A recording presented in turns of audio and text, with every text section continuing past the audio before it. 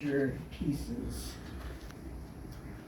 Oh, and this comes in handy in the poem.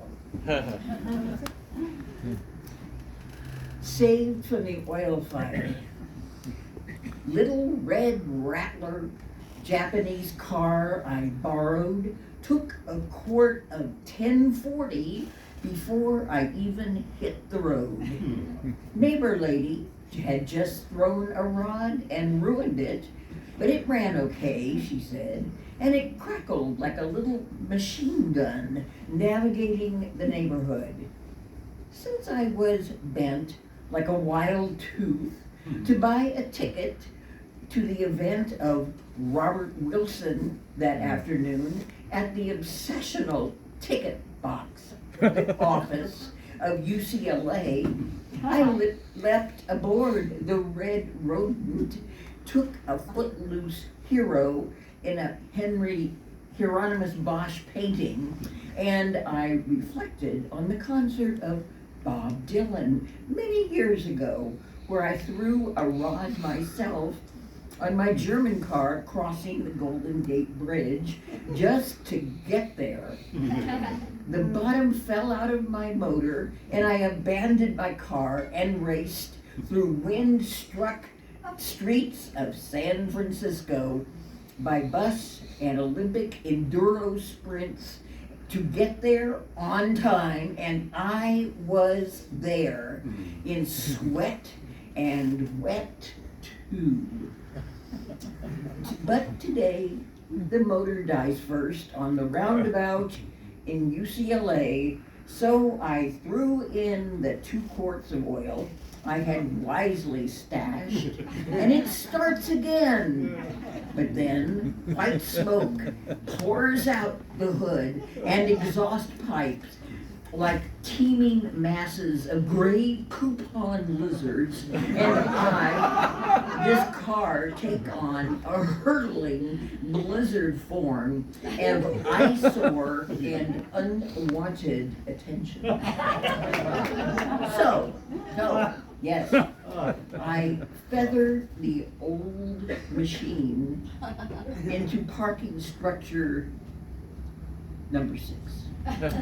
Wreathed in gray, wreathing smoke, beams extended into the hot, clean air like a furry porcupine, and confidently depart the car and buy the ticket. 20 minutes gone, it should have become so very cooled down by now, I muse, and proudly crank and power down westward to Wilshire. Oh, plumes of unwanted horror smoke engulfing me again.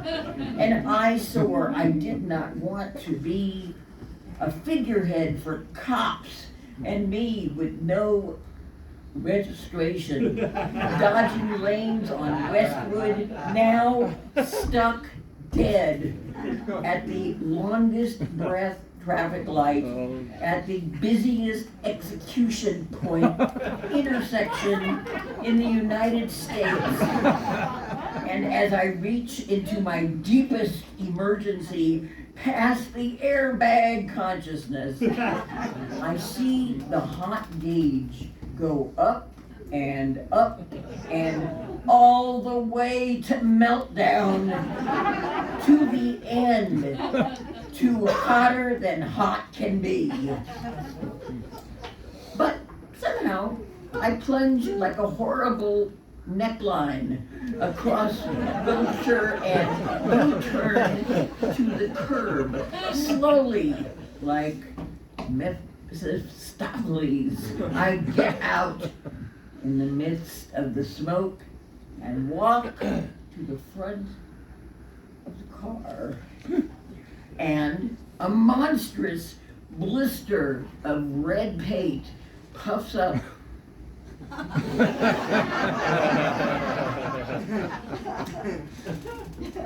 and puffs up on the hood to say, hello. Then 2 more, hi there. and 4 inches wide crop up to stare, and a water blister erupts on my hand where I grab that hood and throw it open, and there is an oil fire in there lying across the engine like a tiger cat with a switching orange cobra tails. And that fire says to me, "How do you like my new car? And don't try to put me out with the old water. You know me, I'm an oil fire." And the guy you begged from the street to help you just whispered how it reminded him of that big Oklahoma bomb a while ago, and you're gonna have to fight for this car with me now. And unless the police get here for you first. And by the time I'd stopped like a hairpiece and suddenly falling off at the grand ball, and the nice man helped me smiles like an ice cream cone, and the acquiescent Middle Eastern men in the statues in the store where I went to get an extinguisher stand like terracotta Chinese soldiers for the emperor, and it is up to me. I'm the guy. I'm the one who did it. Me. I stopped flailing my denim jacket on the flames that do not need air. I ran to that store beside the man just fumbling with the Sparkletts water bottle. I grabbed the fire extinguisher off the wall and run back to the kind men made of evolutionary stone. Again, I hurled the red blister lid of the self-terminating machine. I see the many more waving tulip lips of the now proudly ejaculating fire, 3 feet across, see it burn and chew off with running yellow teeth, half the molded plastic piece with the wires going into the plugs, and the hot pieces of pipe are falling off under the car, and it is oil from leaks and rips in seals like molten lava coming up from a bad river under the grave. And I call out, "How do I do this thing?" And the voice says, "Pull the pin." So I pulled the pin, and I white sheet the fire out, whiter than snow mountain caves of emptiness and pure cold rapture of relief. Yes, relief, flowing in the veins of yodeling mountaineers, suddenly ready to mate. And that fire becomes a sad and blow-dried crenellated thing that goes down like a sandcastle. And those many years ago, when I abandoned my Audi 500 sedan, bits of metal falling off the engine into Lombard Street, and Drizzle ran to the Warfare Theater just in time to see Bob Dylan was beginning his concert with his gospel singers. He was in his Christian phase, which was very unpopular with his hip fans, and he came out all in black and just said, "I'm saved!" By that time, I was sitting in the 10th row, and I saw that he really meant it, that he really was saved.